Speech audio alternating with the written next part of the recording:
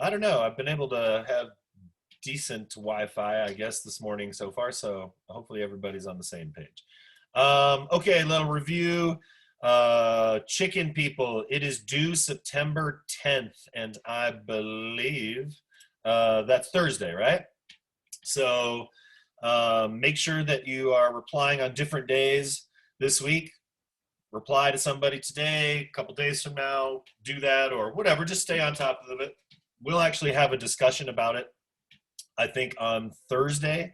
So we're out of chapter 1 now. We're moving on. I hope that you're. I mean, really, let's be honest. Chapter 2 is boring. Research is important, and how we do research is important. I don't mean that it's well, yeah. I mean it's. We're going to talk about qualitative and quantitative today, and we do need to get a grasp on the ways that we collect research. And then I'll talk a bit this morning about your food paper. Has everybody read that or at least checked it out? If you haven't, that's fine. It's called Food Matters paper. It's the 150-point project this semester. So yeah, what did I learn in sociology class? How to defeat an emu, of course. I'm going to teach you all sorts of things from my living room this semester. That's just safety. That's you want to be safe, don't you? I mean, you never know what's happening. Oh my gosh.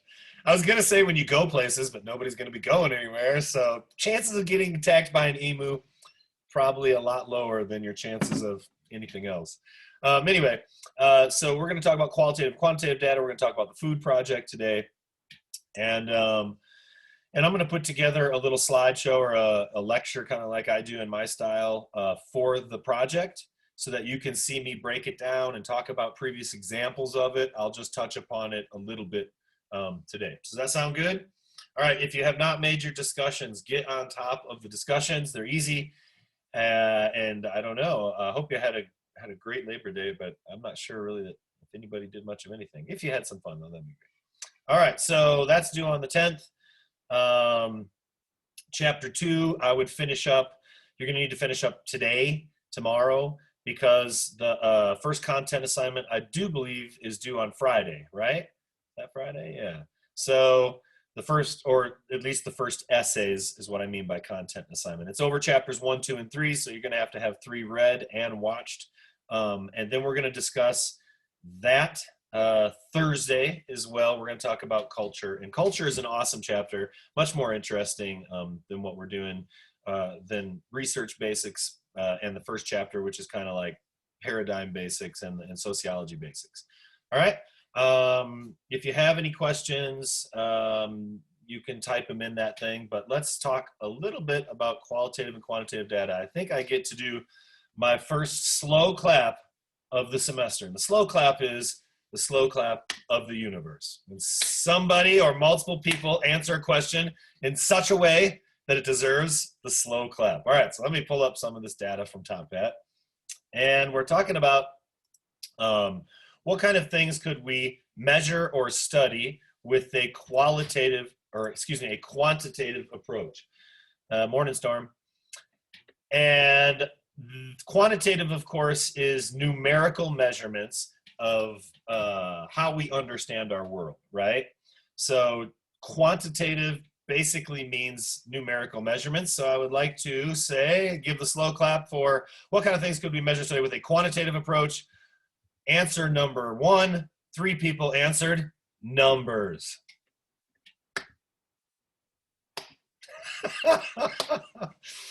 Yeah, you're going to be using numbers, all right. But we're not really going to be studying numbers so much. So anyway, let's look at the other answers that we have, because I think that's pretty funny. Numbers, divorce rates, yes. Income, good. People, surveys, percentages, graduation rates, there we go. And that's something I'm really surprised about, even within my own group of friends, which would be how many people started college but didn't finish college. So a lot of folks starting, and an unusual number of people I know anyway, that did go but didn't finish. So finish college. Sorry, I know it's early. All right, a football game. You would figure out aspects of a football game. I mean, maybe, right? Like how many people are getting concussions, or behavior of the crowd would be really interesting. How many people get kicked out for yelling at people? You know that you're monitored, don't you, when you're at watching a basketball game and stuff like that? They've got the whole student section on cameras, and you're being observed. Did you know that? Did you not know that? Oh, well, anyway, you should probably behave during a game. Anyway, they have, you know, a lot of people watching for behavior, so that if somebody does something that's against cultural norms or our values, that maybe they get kicked out or something like that. So you could look at like how many people get ejected from a particular sport, you know, watching sports. Yeah, anything around sports and quantitative stuff is really interesting if you pick the right thing, or something interesting. So bees. All right. Um, Behavior. All right. At this point, I know you're just making up any answer. Rates. Oh my goodness. There's so many slow clap moments on this list. Sexual assaults or information about that. Yep. Biology. Yeah. Let's think of, since this list is, I'm not thrilled at this list. We could get better answers than this. What kind of things would we measure quantitatively? And quantitatively is taking numerical measurements that can give us some idea about our social world. We're going to do qualitative data as well. So, I mean, what would you measure with quantitative data? Like, let's get a few more answers on here.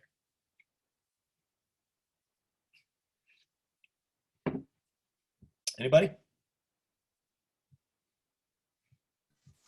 Yeah, obesity rates.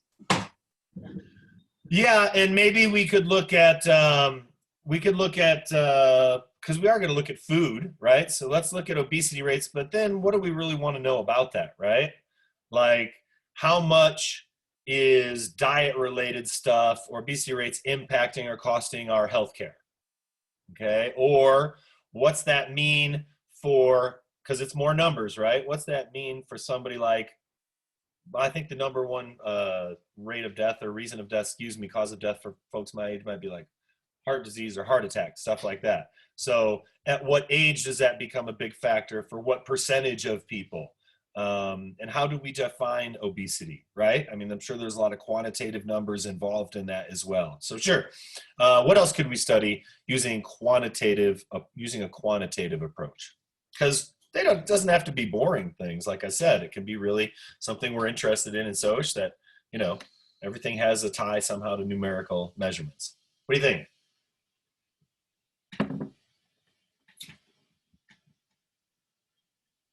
How about, I know this sounds weird, but I think I used to think about this, you know, when I went up at school and stuff like that. What percentage of people wash their hands after going to the bathroom?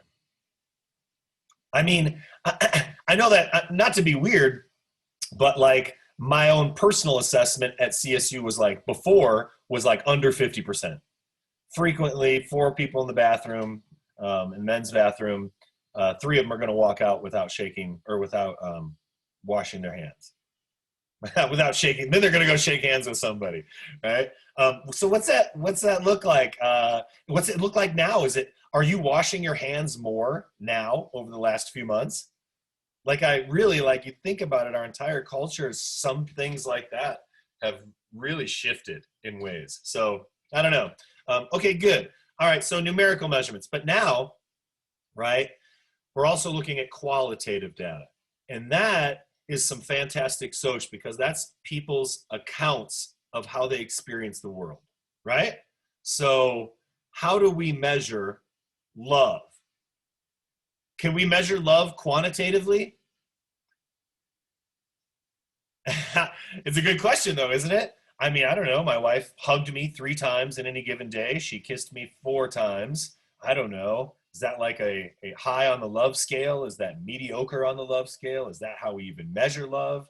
I don't know. Sure. Okay, good. So qualitatively though, let's look at that question. What kind of things could we measure in a qualitative way? And that's really asking you a question like, what is love to you? Right? Or what is safety to you? Or what really is protecting the environment to you? Because we can come up with all sorts of statistics quantitatively, right, that show us how many people die every year of fine air particulates or photochemical smog or whatever that might be. But yeah, like, what does the environment mean to you? Okay, so let me look at this list. Let me pop back here and see what we got for top hat. What kind of things could we measure with a qualitative approach? Number one, and maybe that's because I gave that example in a lecture, but number one, love. Beliefs. Yeah, absolutely. Photos, gender. We'd have to pick out something specific. Values. Happiness. Ooh, there's a good one, right? I mean, when we measure people do measure, right? Social scientists look at something and we look at happiness as a factor. So how do we measure that, right? Like what kind of questions would we ask to assess happiness? What do you think? In a qualitative way, if we're going to try and measure happiness. What do you think?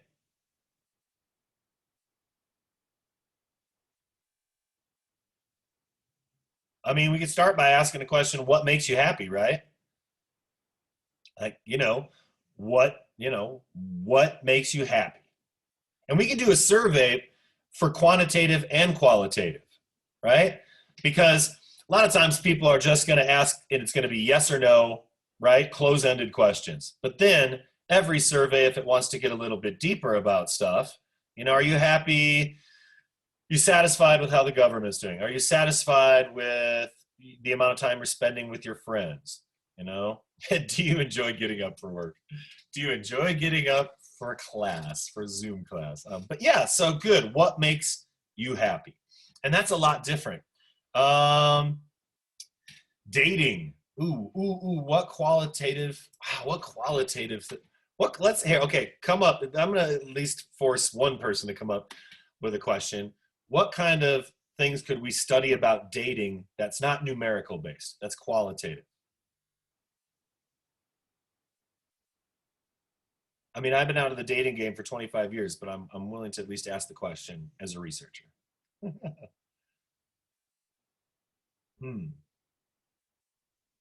What makes you ask somebody out on a date?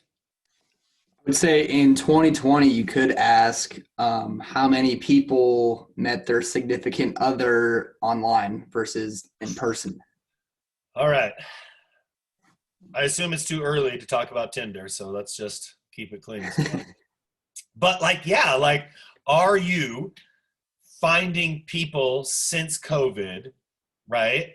Like, where are you finding dates? Yeah, and that maybe lends itself a bit towards quantitative, right? Because you're looking at maybe 75% of folks would have met in person before, but now more people are trying to meet online or figure out what's safe. The types of people someone dates. What makes someone attractive? Ooh, all right.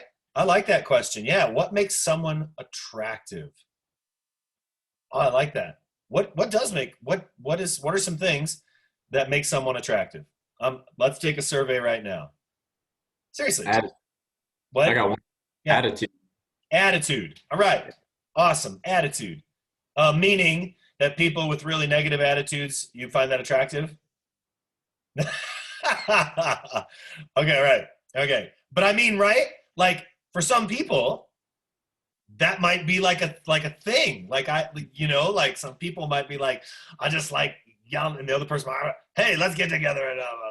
All right. Okay. So what else? Attitude. What else is something that you find attractive? Tattoos. Okay. Generosity. Yes. Humor. Right. Honesty. Okay. Nice teeth. I'll let you in on a secret. I'm still part of the No Cavity Club at 47 years old. I know. So many things about me you didn't know that you would know, but I haven't had a cavity yet, and I don't know. A lot of that's, I think, genetic. Growth mindset, good. Certain color hair, right? So it might be physical attributes, or it might be something like humor. And how do we determine that, right? Like that to me is really, really interesting too. Good. If they have dogs, ooh, or conversely, right? Maybe if somebody, it's weird because I had dogs growing up and so did Julie. And then we did 20 years of like college and post-college and more college and then living in apartments in cities. And we just didn't have a thing for dogs. So we almost took 20 years off from dogs. And I got into this place where I wasn't like loving dogs, even though I never got quite away from that again. But now that we've had dogs again for 10 years, I couldn't imagine not having a dog, right? So it's like I was dog person, morphed into neutral territory, thankfully saved back into dog person territory. Now I have 3, and we're talking about getting a 4th just for the functionality of the farm. Oh my goodness. All right. Being nice to servers or waiters. Oh yeah. Okay. That brings me around to another life lesson this morning, and that is tipping. If you're going to go out and eat, which maybe you don't anymore, but if you do, you tip 20%. Okay.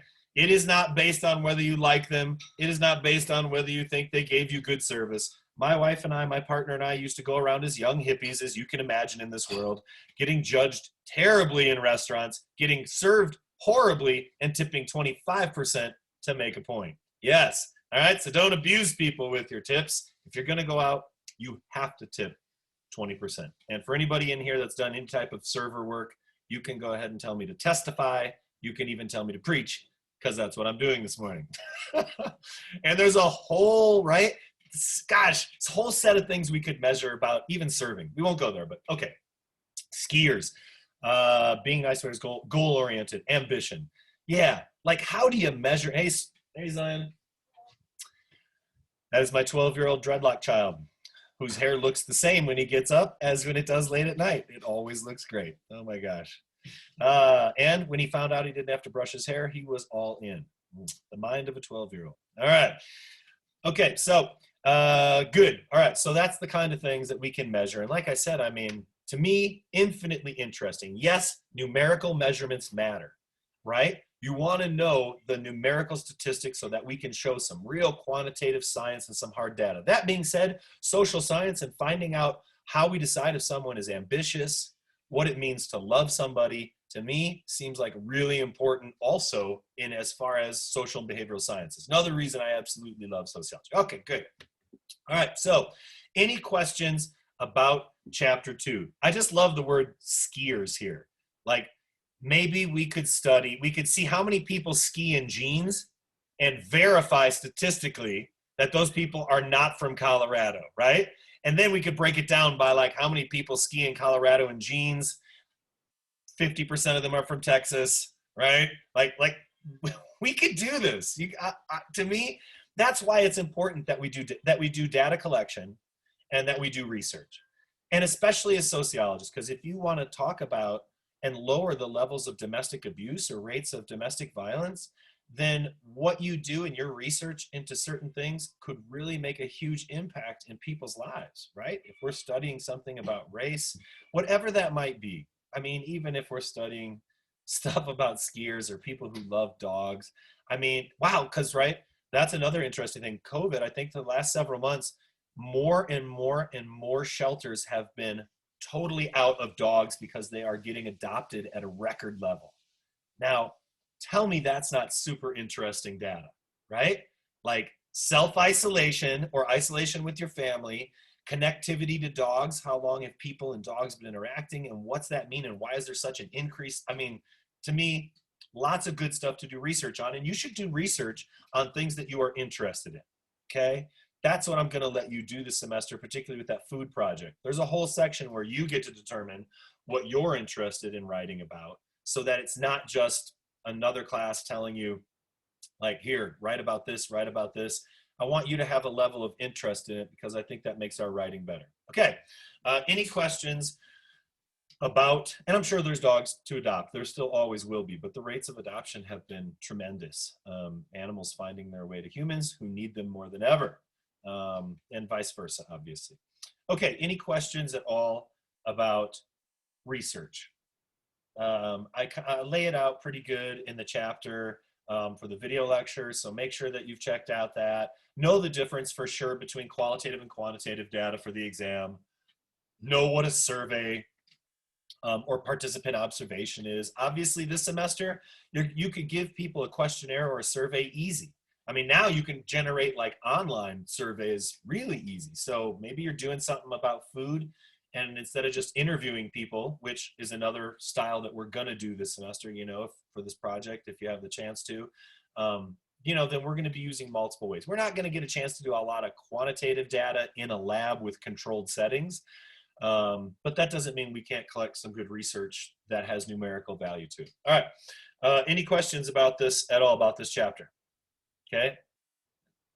Moving past, I'm gonna move this. Oh, I already did top hat questions. They're open till 7 p.m. tonight. Okay, so make sure that you log on to that if you've got top hat. And let me look here and see. Yeah, I asked some questions that I'm probably not going to get to. We got to a couple of them about the functionalist theory and symbolic interaction. Just for the sake of people wanting to know what's on the exam, know the difference between those three paradigms. Have a good grasp on structural functionalist, conflict, and interactionist perspective, okay, or symbolic interactionist perspective. I always think that I lay out things in pretty basic ways. Cultural pluralism is a good one for the exam, right? Because I've got in my notes and on the lecture, that's one of the most important things that you can learn this semester. Cultural pluralism, being able to see things from someone else's perspective. If we're gonna understand sociology from other people's points of views, we're gonna have to be able to grasp that concept and make sure as much as possible that we're doing that, okay? So just a couple of reminders about what I think is important. Yes, sometime this week, I'll come up with what is a fairly generic, and it's okay because it's generic, but study guide, so that everybody has an example of some terms that I think are important. Okay, so we're gonna do on Thursday a discussion of chicken people, but let me tell you now a little bit this morning about the food project. So I've got a really big detailed, there's plenty about it. I'll release a video, like I said, just about that food project. How many people are here this morning? 49, good. But it's called Food Matters, and basically it's asking this question, and I'll ask it, and it's kind of silly for some people, but what is your relationship with food? You know, like, I don't know. I'm gonna ask that question right now. What is your relationship with food? What's the first thing that comes to mind?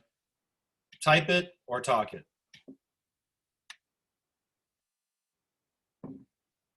Fuel, in love. Yeah. Complicated. that's one that we always get. I love that one. It's like it's Valentine's Day. It's complicated. It's complicated. Survival, amazing. I eat so I don't die. You should do that. You should do that. Chicken, bothersome. My relationship with food is bothersome. Complicated. I have food allergies for like 17 years, right? Yeah, as we look at things like why do people eat organics, or why are some people's look, my relationship with food in college was like 2 a.m. and whatever buffet, okay? Like it doesn't matter. Like whatever, whenever, the cheapest food I could get.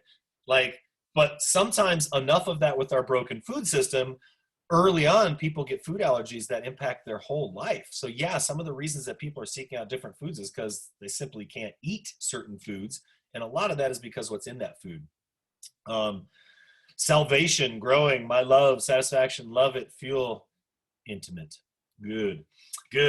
And the way we present food, it's really interesting, is so different from culture to culture. And it's so different what was in what was in McDonald's food when I was a kid, and what's that ammonium, whatever, pink slime that they were putting for the longest time and still might as sort of a filler for their burgers. I mean, so different in like 30 years.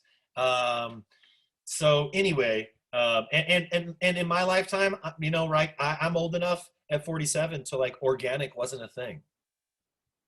Like, it was just like how you farmed. And then as the Industrial Revolution kicks up and we start farming with really chemical application in mind, rather than farming techniques that have been handed down for a long time, suddenly farming looks different. So whether it's just your relationship with food, where you're getting your food, how you're getting your food, or the very way that it's grown, it changes a great deal. It's a good example of that piece in culture that doesn't change. So I would say this paper is going to explore our relationship with food. It's 150 points, okay?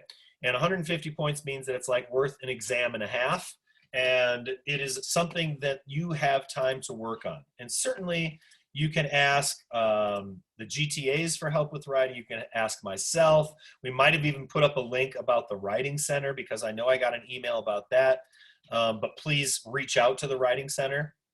This paper is due on November 2nd, all right? So we have some time, right? I mean, it seems like we have time.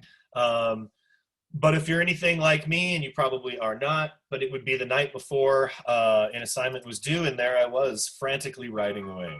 I recommend, sorry. Hey, Julie. Would you take this, please?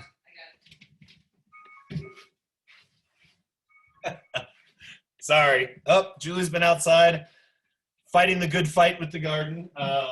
So we had to pick most everything today. I'm going to show you this since we're talking about food. Oh, it's eggplants. Oh, bunch of little eggplants. Hello. So we have boxes and boxes and boxes of food. And I would say I didn't even really get to picking like I wanted to yesterday. I was too busy building like covering for a lot of the plants. So we'll see. We'll see what's left, but there's stacks of food all around this place. Oh, you can see Huckle today pretty good too, huh? You can see the pooches on the couch. All right, so November 2nd is when it's due.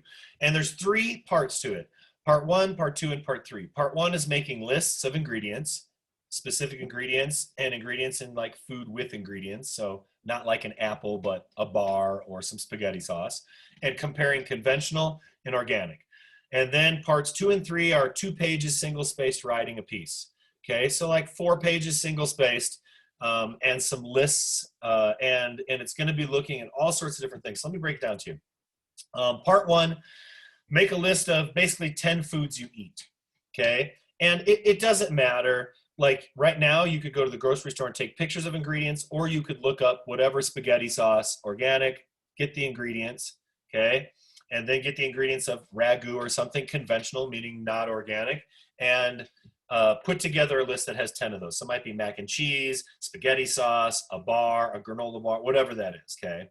That's part 1. And section 1 is worth 40 points. Right now, you could start typing that without any effort. I'm sure even copying and pasting the ingredients from the sites that you find it into 2 different tables. So once you look at how this is supposed to be formatted a little bit more. But right now you could start collecting ingredients for 10 foods, 10 items that you eat. Then I want 10 specific ingredients. So does anybody have food in front of them with a label right now, a bar, anything?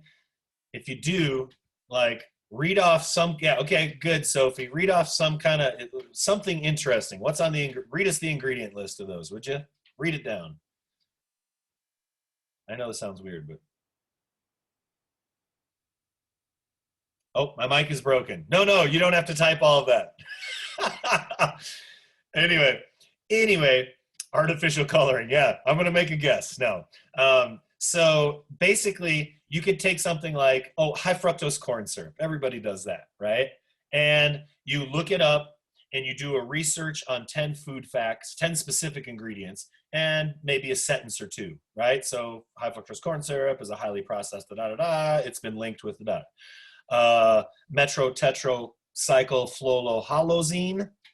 Sometimes, and I'm not saying that's an ingredient, but I'll say this. Sometimes the 4 or 5 syllable ingredients are deadly, and sometimes it's another word for salt, right? So not everything should be suspicious if you don't know what it is exactly, but you're going to pick 10 ingredients, and usually the ones at least with bigger names, some of them are pretty interesting. Sometimes there's anti-foaming agents, and there's a lot of non-food ingredients that's allowed by the FDA in your food. So it would be interesting, and for section 1, you've got 2 comparable lists with ingredients of everything that's in that, and then a list of 10 ingredients. Don't worry if you are grasping the whole thing right now, because it's under assignments and you can read that at your leisure. I just want to prep you for this early, because all of a sudden November 2nd is going to be October 2nd is going to be here, right? You know what I'm saying? And so kind of getting this or chipping away at it, I think, is a good approach. All right. 2 is going to conduct research on conventionally grown foods, genetically modified foods, GMO foods, and organically raised foods. Conventional and GMO are oftentimes the same type of thing, but we're looking at farming and agricultural practices here, okay? Like, what does it look like to grow food conventionally? How is that different organically? You know, right now I want to look at approaches, and I know that you know, there's all sorts of facts that we can collect about GMOs. But again, when we're looking at this, for any research you're doing, don't go just like a page deep on Google, okay? There are good studies out there that talk about and look at, and not as many, but starting to come out finally about organics. And you can't just do a study that's like organics versus conventional. And in the past, they would, you know, water this, feed it, and the organic thing, you know, barely keep it alive. We need to look at, you know, good research on agricultural practices, because there's a lot of things that we can look at besides, is GMO healthy for me? Is organic healthier for me? We need to look at agricultural practices, because one of the things that we need to find out is, are we killing the biodiversity in the soil that makes it possible for us to grow in the soil? So one of the things about conventional GMO farming might be pesticide application, in as far as what's that look like for future farming. So section number 2 is that, and that's 50 points. And then number 3 is examine food from a cultural perspective. And I have a bunch of things here. Medical, you know, obesity. I have a lot of things, but I think one thing I say keep away from and it is obesity, because you've only got 2 pages. So pick something interesting, right? Pick something interesting too. Maybe that's CAFOs and how we're doing meat processing, like in Greeley.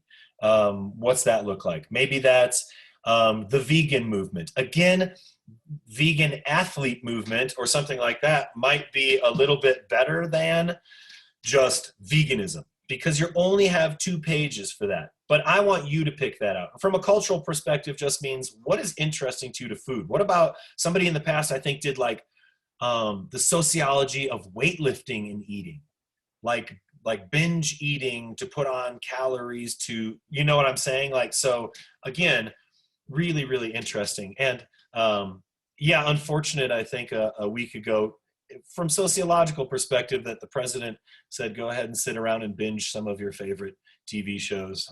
As we understand that term is, you could use probably a better term for watching movies than to binge on them. Maybe a little more awareness out there from the president would be fantastic. Anyway, so what kind of things, do you have something that you would want to study? It could be local CSAs, like community shared agriculture. Like one of the first CSA in the United States is off of Elizabeth Street, I think, Happy Heart Farms. And I think they recently retired, though they're having folks, I think, from a Blind Pig Society grow hemp for CBD on their land. But yeah, like, why would somebody want to be a farmer? Or what's the big connection now with local and or people finding their food locally? There's a NOCO virtual farmers market. Did you know that there was that existed? Our farm is on there. Ravensdale Farm is on the NOCO virtual farmers market. We sell eggs and duck eggs and starter plants and stuff like that. But how about when a food system is broken or challenged and people respond by coming up with like local things or more connectivity there? So there's a lot of things that you could look at. I know it's early, but does anybody have an idea of something that interests them revolving around food that they might want to see if that would be a good thing to do for that second 2 pages?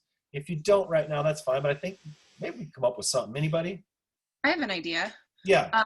What about mindful eating? Because I think so many people right now are used to eating while we're doing other things. And what would it be like to actually devote our full attention to what we're eating and the textures and the tastes and all that?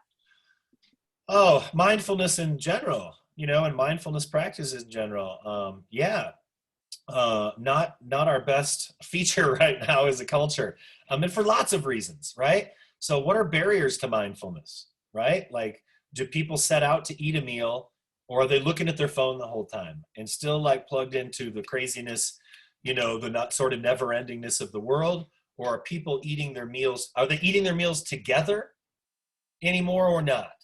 What's that look like? And then I think the qualitative piece would be, how could that help or hinder a family? How could that connect a family or people or not? Like taking time to eat together, something like that, or to not ingest all the things that you're doing at once. Yeah, like what benefits does that have for people? People could even try and do that. You could run an experiment where people normally eat with their phones and you find a few friends to try and do 2 weeks of eating, just paying attention to that. I don't know. But yeah, some interesting, Buddhist perspectives and engaged Buddhism philosophies and stuff like that. I like the term engaged Buddhism rather than Buddhism, because if you label something as Buddhism, it's kind of self-defeating for the point of Buddhism and non-attachment to terms like that. So yeah, awesome idea though. Anybody else have an idea? Oh, the impact of stress on eating. Yeah. Yeah, weightlifting and eating to gain muscle. Because there's a lot of subcultures that revolve around eating, right? Oh, what's the thing that Storm was telling me about? That what's the word that people chew? They just watch people eat on the internet or chew, or what is that? It's called something. Yeah. Is that bad? Is that like a total weird thing? Or can it be like a not deviant thing? I don't know, right? How many people here hate the sound of chewing at the dinner table? Anybody? Yeah, that's a thing. It's a thing. That too is really interesting, actually. Yeah. So I don't know. You could look at a lot of. It would be interesting to interview somebody that eats for a living on YouTube. Like, what do you do for a living? I sit at a table and I eat in front of thousands of people. Really? Like to me, as a sociologist, tell me more, right? So anyway, so there are a lot of different things that we might be able to study around food. What else? Does anybody else have an idea about something that they might do the 2 pages part of that paper on, or a question about it?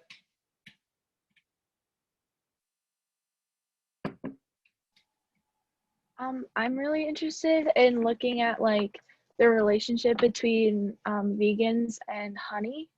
I know that it's kind of like a recent debate, like, is it ethical to eat honey if you're a vegan? But like, is it also ethical to eat a lot of other things that are harvested by like exploited laborers? Like, Right. I find that infinitely interesting. I have 120 chickens, right? And so it's interesting because Storm did not eat meat for a long time. When he was little, he chose to be vegetarian because he was connected to our chickens. And I remember the first time we were going to eat chicken, or we had eaten chicken the day before, and we were going to do it again, or maybe a couple days later after we got chickens. And I said, "Here you go." And he said, "I don't eat chicken." And I said, "Well, you ate chicken 2 days ago." And he said, "Yes, but now we have chickens." And I said, "Yeah, but we eat chicken." And he said, "Well, they have names, right?" And I said, "Yeah." And he said, "Our dogs have names, right?" And I was like, "Oh, I see." And he was like 5 years old. And he's like, so he didn't eat chickens. Then I think a few years ago when we got out on the farm and we did our first round of broilers, so got 50 chickens and slaughtered 50, however many were left, and raised them for meat birds. He said, "Well, since we raised them and I helped raise them, I would eat them to honor them." So like, he won't eat unethically raised chicken or chicken outside of our farm, but he will when he knows that he had a hand and that's the purpose for it. So again, also being a chicken farmer, these chickens are going to lay eggs, they're going to lay eggs no matter what. So an interesting thing is, like, even though you don't want factory farm chickens, I've got chickens that roam around 3 acres or 2 acres of our 4-acre farm all day. They're going to lay eggs no matter what. For me, I'm not vegan, but I would find it a tremendous waste just to let them lay these eggs and not use them somehow. So yeah, like, any perspective on that I think is really interesting. And the thing about honey is it's really interesting too. And maybe have you seen the flow hives that collect the honey and then you crank the back and it makes the honeycomb shift and then it drains out all the honey automatically without disturbing the hive. Like there are some, yeah, check that out. A father and son designed these things, I think in, I want to say Norway or someplace like that, but they're really awesome. And that's a way where you don't disturb the hive. And so maybe there's ways to do that are better than others, right? Yeah, I think that's totally interesting. And because it's specific about veganism and honey and the ethical implications, 2 pages is easy, right? Whereas if you're doing obesity in America, I mean, where do you even start? And that's the process that I want for people as they're approaching this paper, is to take a big topic and funnel it down for that last 2 pages section, the cultural piece on whatever interests you about food, and make it manageable, right? Like, then you can talk about that in 2 pages. We had a bee problem. We had 60,000 bees removed. We gained 30 pounds of honey from it. Wow. Wow. I would love to start beekeeping out here on the farm. We plant thousands of sunflowers.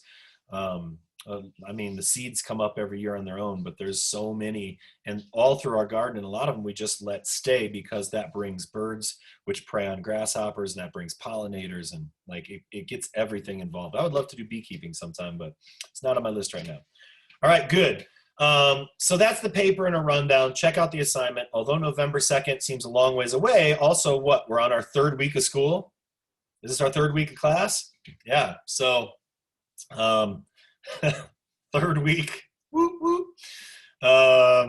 So it's going faster, right? And just as fast as any semester, even though the situations are different. So yeah, keep yourself safe out there. It looks like they're testing some water coming out of the dorms now here at CSU. So just be safe and do what you can to keep other folks on campus safe, or wherever you're at. Any questions moving on? I want you to move out of chapter 2 now. If you haven't yet, read it, get the stuff, watch the lecture. That's pretty basic. Yeah, anything else? Any questions for me? Please let me know. I'm recording this, so I'll post it later. There's 48 of us here. Any questions whatsoever about anything? I'm going to spend my day. Julie and I are going to spend our day making sure that the tents don't collapse with the weight of the snow or water, that the plants stay alive. Last night, we have 2 tents. One that has a tent over it and 3 tarps around it. That's 10 by 20. And another one that's about the same territory, but it's just one huge tarp. The one with the tent over it and the 3 tarps is working now. It's 32 degrees outside, and it's working at about 43, 44 degrees inside. And the other one that was just the single tarp, although it's not as thick, but it doesn't have the seams in it, is 53 to 55 degrees in there while it's 32 degrees out. So right now, we are still in awesome, acceptable parameters for keeping our plants alive. And that's what I'm going to be doing all day. I don't see any questions here, any typed questions. I'll drink a sip of coffee because that's none of my business. Any questions? Yep. Quick question about the chapters 1 through 3 writing. Yep. So for that, I know it's supposed to be like essay format, but on the thing it said to like number the questions. So do we basically like insert the questions and then fill it out in like kind of like an essay format, I guess? You could, or you could just go number 1 and type a 1, period, 2 spaces, and then write an essay.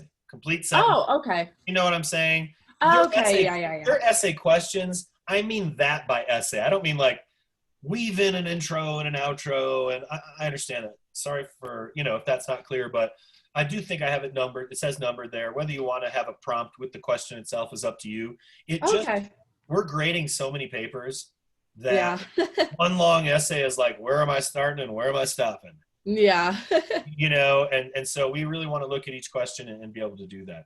Okay, I think sweet. each question could be, a half a page, 3/4 of a page. You just really want several sentences, in-text citations, at least 1 with the textbook, probably more because you're answering specific questions.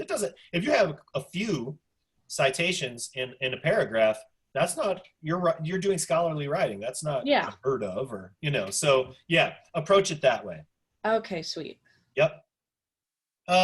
If you want to do an introduction and conclusion, fine, but every question does not need it. Just go about answering every question in essay form. Yep. What about a works cited page at the end? Absolutely. Yep. Everything has to have a works cited page, even if it's just for the text. right? Like you might not go and be collecting outside data. That's fine with me with these. If you did just answer it totally with the text, but have to have that works cited because you're referencing it in text. So you got to reference it to somewhere, right? So then throw that at the end. Awesome. Other questions about anything in the class so far, just to make sure that I'm getting everything correct? Keep looking at it snowing outside. I hope that's helping the fires. That's the deal. Right now we need that. I think that grew from what, 25,000 acres to like 60 or 90,000, something like, I mean, that's a big deal. I mean, yeah, for any of us having a tough day because it's cold outside, can you imagine fighting that fire besides in this extreme? So I have huge props always to those people that do that. I had a roommate once that was a fire jumper after college. Like the people that jump out of a helicopter into the middle of those things. That's a whole nother story. Anybody else here? No? All right.